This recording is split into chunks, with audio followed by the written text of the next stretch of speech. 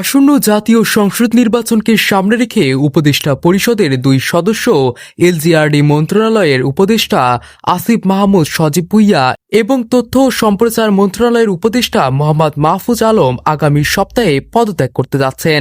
নির্বাচন তফসিল ঘোষণার আগেই তারা তাদের সরকারি দায়িত্ব ছাড়বেন। তবে প্রশ্ন হলো, কোন আসন থেকে এবং যাদের কাঁধে কাঁধ রেখে বিপ্লবে ছিলেন আসিফ এবং মাহফুজ, সেই এনসিপির হয়ে নির্বাচনে যাবে নাকি বিএনপির হয়ে? কোন পথে যাবে তারা? বিশ্বস্ত সূত্রের খবর, এই দুই উপদেষ্টা ইতোমধ্যে মৌখিকভাবে প্রধান উপদেষ্টাকে তাদের পদত্যাগের সিদ্ধান্তর কথা জানিয়েছেন। গণ অভ্যুত্থানের নেতৃত্ব দেওয়া সমন্বয়কদের মধ্যে এই দুই উপদেষ্টা ছিলেন উল্লেখযোগ্য।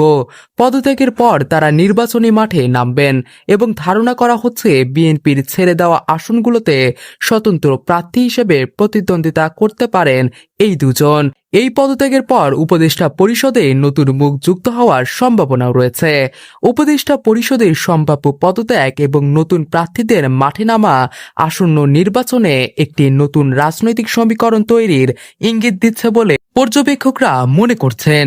বৃহস্পতিবার এক অনুষ্ঠান শেষে সাংবাদিকদের প্রশ্নের জবাবে আসিফ মাহমুদ সজীব ভুইয়া পদত্যাগের বিষয়ে নিশ্চিত করে বলেন, নির্বাচনের প্রস্তুতি নিচ্ছে, পদত্যাগ করেই নির্বাচন করব। তিনি জানান, উপদেষ্টা হলে নির্বাচন করা যাবে না এমন কোনো আইন না থাকলেও নীতিগত কারণে উপদেষ্টা হিসেবে নির্বাচন করা ঠিক হবে না। কোন দল থেকে নির্বাচন করবেন তা এখনো তিনি ঠিক করেননি। তিনি ঘোষণা দিয়েছেন যে তিনি নির্বাচন করবেন, তবে কোথা থেকে করবেন তা এখনো ঘোষণা করেননি। তিনি আরও জানান, শুধু এই দুজন ছাত্র উপদেষ্টাই নন, আরও কয়েকজন উপদেষ্টা নির্বাচন করতে পারেন। নির্বাচন করব ঘোষণা দিয়েছি, নির্বাচন কোথা থেকে করবো এখনো ঘোষণা দিইনি। তবে আমরা দুজন ছাত্র উপদেষ্টা না, আরও যারা সরকারি বিভিন্নভাবে জড়িত আছেন, আরও কেউ নির্বাচন করবেন এমন কথাও আছে। তো সবাই অবশ্যই, এটা এমন কোনো আইন নাই বা এরকম কোনো বিধিনিষেধ নাই যে আসলে নির্বাচনে অন্তর্বর্তীকালীন সরকারের উপদেষ্টা বা কেউ নির্বাচনে অংশগ্রহণ করতে পারবে না। তবে আমরা মনে করি এটা স্বার্থের সংঘাত ঘটায় এই পদে থেকে নির্বাচন করা। এই নীতিগত জায়গা থেকে আমরা মনে করি যে বা যারাই নির্বাচন অংশগ্রহণ করবে তাদেরকে অবশ্যই এই নির্বাচনী কার্যক্রমে ঢুকে যাওয়ার আগেই পদত্যাগ করার প্রয়োজন।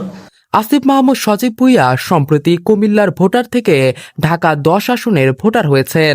এর ফলে গুঞ্জন চলছে যে তিনি এই আসন থেকেই স্বতন্ত্র প্রার্থী হিসেবে নির্বাচনে অংশ নিতে পারেন, যেখানে বিএনপি এখনো কোনো প্রার্থী ঘোষণা করেননি। অন্যদিকে তথ্য উপদেষ্টা মাহফুজ আলম এর আগের বক্তব্যে কিছুটা অনিশ্চয়তা প্রকাশ করেছিলেন। তিনি বলেছিলেন, 2 মাস ধরে তিনি জানেন না যে তিনি কবে পদ ছাড়বেন। মাহফুজ আলমের দেওয়া সাম্প্রতিক কিছু ফেসবুক পোস্ট যেমন 1-11 পদধ্বনি শোনা যাচ্ছে, যা পরে সরিয়ে নেওয়া হয়েছে এবং মজলুম জালিম হচ্ছে, ফ্যাসিবাদ বিরোধীরা ফ্যাসিবাদী হচ্ছে, এ ধরনের মন্তব্যের কারণে সরকারের নীতি নির্ধারক মহল কিছুটা বিব্রত বলে জানা গেছে। দায়িত্বশীল অনেকে বলছেন, সরকারের উপদেষ্টা পরিষদ থেকে এ ধরনের পোস্ট দেওয়া যায় না। মাহফুজ আলম কোন আসন থেকে নির্বাচন করবে তা নিয়ে আছে ধোঁয়াশা।